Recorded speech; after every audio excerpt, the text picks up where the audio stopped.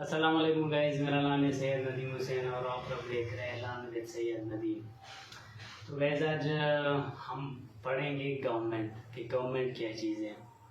तो गवर्नमेंट में कौन कौन सी चीज़ें आती है, कौन कौन से इंस्टीट्यूशन आते हैं, इसको हम डिटेल से पढ़ेंगे। तो गवर्नमेंट की डिफिनीशन कुछ इस तरह है कि an organisation of people that have the authority to take decision on behalf of a particular community, यानी लोगों का एक ऐसा ऑर्गेनाइजेशन के जिसके पास ये अथॉरिटी हो कि वो फैसले ले सके एक पर्टिकुलर कम्युनिटी के बिहाफ पर, तो उसको हम कहते हैं गवर्नमेंट। अब गवर्नमेंट की स्ट्रक्चर को देखते हैं। गवर्नमेंट में बेसिकली 3 किस्म के इंस्टीट्यूशन आते हैं। पहला जो इंस्टीट्यूशन है वो है लेजिस्लेचर। लेजिस्लेचर वो इंस्टीट्यूशन है जो कि लॉ मेकिंग का काम करती हो, जो कवानीन बनाते हो, उस इंस्टीट्यूशन का हम कहते हैं लेजिस्लेचर। लेजिस्लेचर 2 किस्म के होते हैं हमारे पास, एक होता है यूनिकैमरल लेजिस्लेचर और दूसरा होता है बाईकैमरल लेजिस्लेचर। यूनिकैमरल लेजिस्लेचर वो होता है कि जिसमें एक हाउस हो, और बाईकैमरल वो होता है कि जिसमें 2 हाउसेज हो।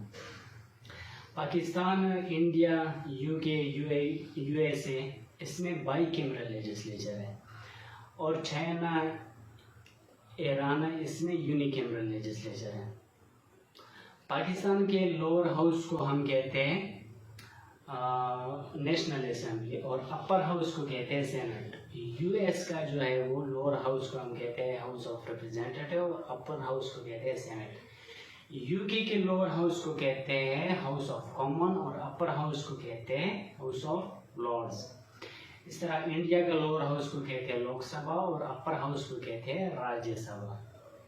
चाइना का जो है वहाँ पे एक ही हाउस है, तो उसको कहते हैं द नेशन पीपल्स कांग्रेस, और ईरान का कहते हैं इस्लामिक कंसल्टेटिव बॉडी।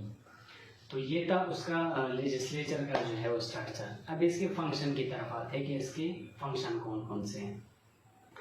तो लेजिस्लेचर का पहला फंक्शन ये है लेजिस्लेशन, लॉ मेकिंग, लॉज बनाना।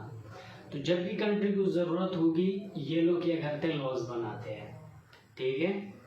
तो दूसरा जो इसका फंक्शन है वो है फाइनेंशियल फंक्शन। तो लेजिस्लेचर के अप्रूवल के बगैर गवर्नमेंट ना तो पैसे ले सकती है, यानी टैक्सेस ले सकती है, और ना जो है वो पैसे एलोकेट कर सकते हैं। तो इन लोगों का जो है वो अप्रूवल ज़रूरी होते हैं फाइनेंस के लिए। तीसरा जो है इसका एडमिनिस्ट्रेटिव फंक्शन। अब चूंकि जो काबीना होता है वो ही इस लेजिस्लेचर से लिया जाता है, तो काबीना जो है वो जो भी डिसीजन लेगा, जो भी पॉलिसी बनाएगा, वो रिस्पॉन्सिबल होगा लेजिस्लेचर को। और अगर वो अपनी पॉलिसी को एक्सप्लेन करने में नाकाम रहे लेजिस्लेचर के सामने, तो legislature vote of no confidence करके उनको घर भेज सकती है, ठीक है। नेक्स्ट जो उसका फंक्शन है अमेंडमेंट एंड कॉन्स्टिट्यूशन। तो जब भी कंट्री को ज़रूरत होगी, क्योंकि वक्त के साथ साथ जो है वो सोसाइटी चेंज होती रहती है, तो जो पुराने कवानीन होते हैं उनमें भी चेंजेस की ज़रूरत हमें पड़ती है। तो जब भी ज़रूरत पड़ेगी ये लोग आईन में चेंजेस कर सकते हैं। अब जिस तरह यूके का जो है कॉन्स्टिट्यूशन वो फ्लेक्सिबल है, उसमें आसानी से चेंजेस हो सकते हैं, और यूएस हो गया और हमारा पाकिस्तान हो गया, इसका रिजिड कॉन्स्टिट्यूशन है, इसमें आसानी से चेंजेस नहीं हो सकती, लेकिन एक प्रोसीजर के तहत ये लोग आईन में अमेंडमेंट कर सकते हैं। तो ये थे लेजिस्लेचर के फंक्शन। अच्छा, अब जो इसका दूसरा इंस्टीट्यूशन है वो है एग्जीक्यूटिव। तो एग्जीक्यूटिव बेसिकली वो लोग होते हैं, वो इंस्टीट्यूशन होते हैं कि जो कि लॉ इन्फोर्समेंट का काम करते हो। तो इसमें जो है वो ये इसको हम 2 सेंसेस में ले सकते हैं, एक है नैरो सेंस और दूसरा है ब्रॉड सेंस। नैरो सेंस में इसमें काबीना और हेड ऑफ द जो होता है ना कैबिनेट, ये आते हैं, और ब्रॉड सेंस में जो है होता है हेड ऑफ द स्टेट से लेकर एक वॉचमैन तक सारे लोग इसमें आ जाते हैं। तो ये इंस्टीट्यूशन जो है वो लॉ इन्फोर्समेंट का काम करती है। इसके फंक्शन को देखते हैं कि इसके फंक्शन कौन कौन से हैं। पहला है इंटरनल एडमिनिस्ट्रेशन। ये लोग क्या करते हैं कि ये लोग लॉज एंड ऑर्डर को मेंटेन करते हैं, ठीक है। तो और ये जो डिपार्टमेंट है ये इंटीरियर डिपार्टमेंट इसको रन कर देती है, और इसका हेड कौन होता है? होम मिनिस्टर होता है, ठीक है। तो ये काम है इसका। दूसरा है मिलिट्री फंक्शन। दूसरा इसका फंक्शन ये है कि ये वॉर्स यानी जो एक्सटर्नल एग्रेशन होता है उससे मुल्क को बचाते हैं, ठीक है। और ये जो है वो डिफेंस मिनिस्ट्री जो है वो कंट्रोल कर लेती है, और इसका हेड जो कौन होता है? डिफेंस मिनिस्टर होता है। दूसरा इसका फंक्शन ये है कि बाहर से जो भी एग्रेशन होता है उसको ये रोक देते हैं, उससे मुल्क को बचाते हैं। तीसरा है डिप्लोमेटिक फंक्शन। आजकल के दौर में चूँकि रिलेशन जो है वो डिप्लोमेसी के ज़रिए है बनते हैं, तो हर एक स्टेट का एक डिप्लोमेट होता है किसी दूसरी कंट्री में। वो क्या करते हैं कि जो अपना नेशनल इंटरेस्ट जो है वो अचीव कर लेते हैं, ठीक है, डायलॉग्स के ज़रिए। अगर आप किसी दूसरे मुल्क के साथ रिलेशन बना रहे हो तो आप डिप्लोमेसी के ज़रिए ही बनाएंगे, यानी डायलॉग्स के ज़रिए आप अपना जो इंटरेस्ट होगा उसको आप अचीव करोगे। चौथा है लेजिस्लेटिव पावर। लेजिस्लेटिव पावर में जो है वो ये होता है कि जो कबीना होता है, चूंकि मैंने जिस तरह बताया कि वो लेजिस्लेचर से लिया जाता है, तो ये लोग क्या होता है, जब भी कोई बिल पास होता है तो बाकायदा ये लोग असेंबली में बैठते हैं, पार्लियामेंट में बैठते हैं, उस पर वोटिंग होती है, तो उसमें ये लोग हिस्सा लेते हैं, ठीक है। तो कानून बनाने में भी ये लोग हिस्सा लेते हैं। पांचवा है फाइनेंशियल फंक्शन। फाइनेंशियल फंक्शन जो है वो जो भी बजट बनते हैं वो ये लोग बनाते हैं, ठीक है। और जब बजट बनाते हैं तो वो फिर लेजिस्लेचर के सामने रख देते हैं अप्रूव करने के लिए। तो ये भी इनका फंक्शन है कि जो भी बजट जितना भी होता है या टैक्सेस जो लेते हैं या पैसे जो देते हैं सिटीजन को, तो ये इनका काम है। छठा नंबर पे है जुडिशियल पावर।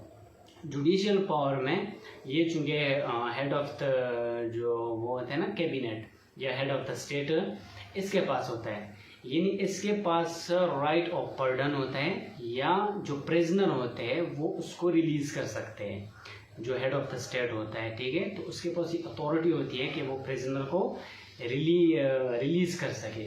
तो ये था एग्जीक्यूटिव और उसके।